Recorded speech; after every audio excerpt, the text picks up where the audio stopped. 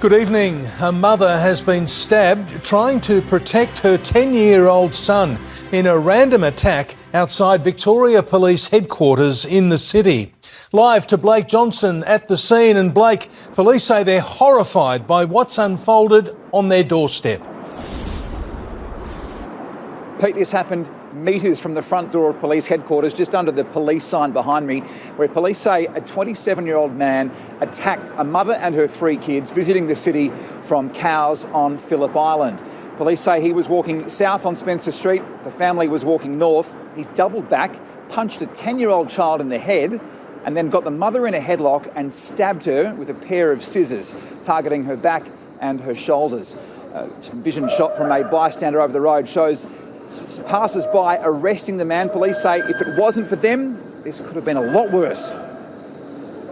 Look, any offending of this nature is horrific anywhere, so not just outside the police station, anywhere in the city or outside the city. It's completely random. We're horrified by it. I'm just grateful that we had people assist immediately. There's no doubt that if they didn't assist, it would have been a lot more serious.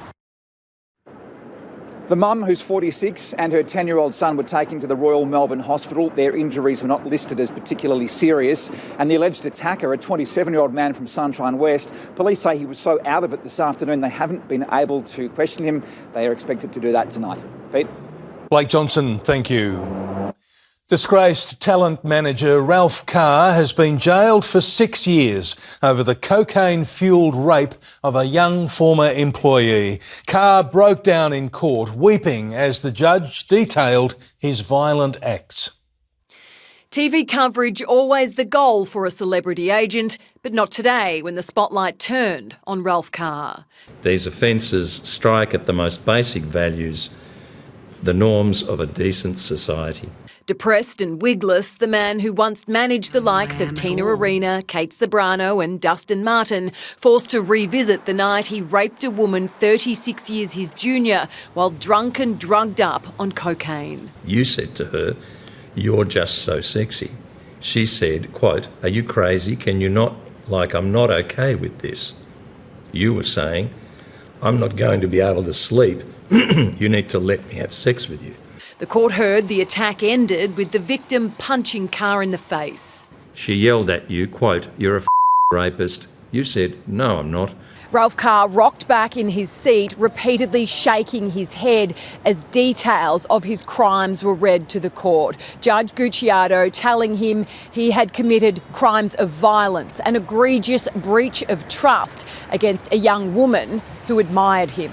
You took advantage of her at a point in time when she was not only intoxicated but vulnerable and in need of comfort. The 67-year-old expected to be moved from solitary confinement to a lower security facility while he tries his last hand at freedom. Instructed to appeal, so we'll just have to see how that goes. The judge denied Carr the right to be bailed until his appeal could be heard.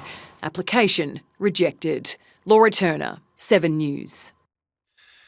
There's relief in Victoria's high country tonight after a missing 85-year-old man was found. John vanished on the way home from the Harrietville pub on Sunday night. He'd been spotted driving into the town of Omeo last night and was located by a passerby just off the Omeo highway after crashing his Toyota Prado down an embankment at Mitta. John has since been reunited with his family and escaped with non-life-threatening injuries. Richmond players say they're embarrassed by their Mad Monday antics but deny they were making light of the Sydney Swans hotel scandal. The pub footage, obtained exclusively by Channel 7, has given league bosses a new headache ahead of tonight's AFL Awards. For Tigers in the beer garden, it was bottoms up and pants down. An end-of-season thriller. That's divided many. All the Richmond players just drunk, they were having fun, having a ball after probably a bad season. I'm not really sure if mimicking assault against a woman is the equivalent to blowing off some steam. A reference to this, 20-year-old Josh Smiley whipped with a belt on the backside. In a statement, the Tigers denied they were mocking the Sydney Swan sex scandal. The players have expressed their embarrassment, adamant they were in no way referencing or making light of recent matters.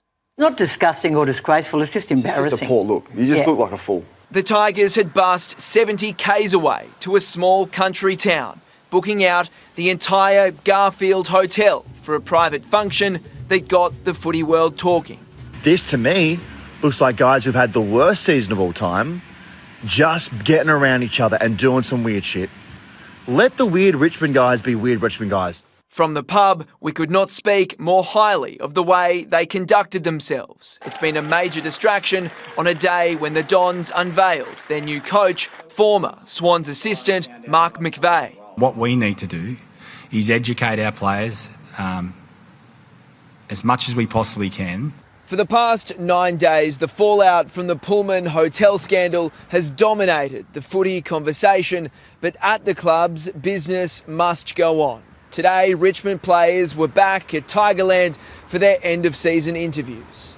As an industry, there are a lot of people trying to tell us that there's some stuff going on within our four walls, and I think it's our time to start listening. Is this one of these cases? I'm not sure. I don't think it is. Jordan Quinn, 7 News. The show must go on for the AFL tonight. Mitch Cleary, there will be some noticeable absentees at the All-Australian Awards.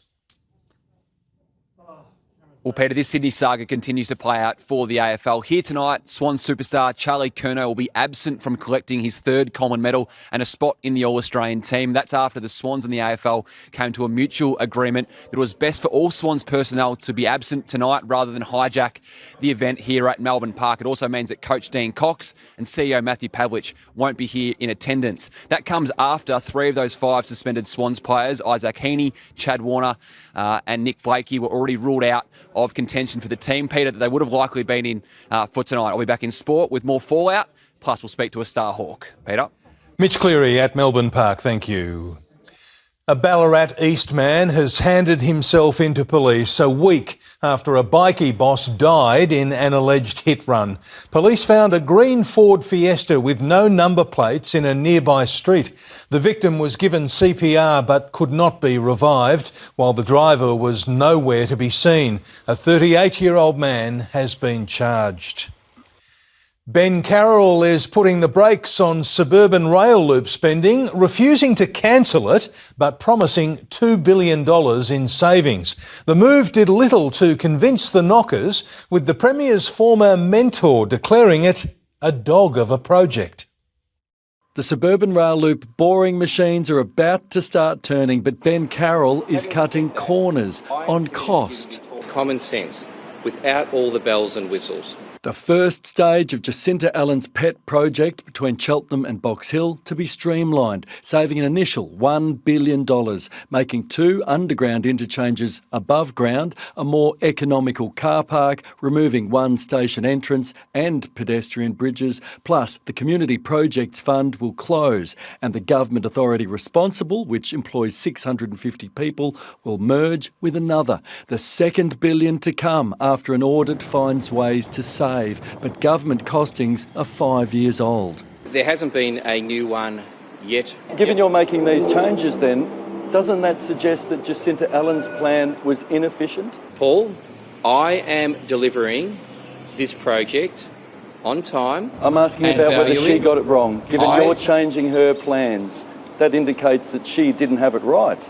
Paul, that's your characterisation. I'm asking though. Yeah, you're asking me and I'm telling you what I'm delivering.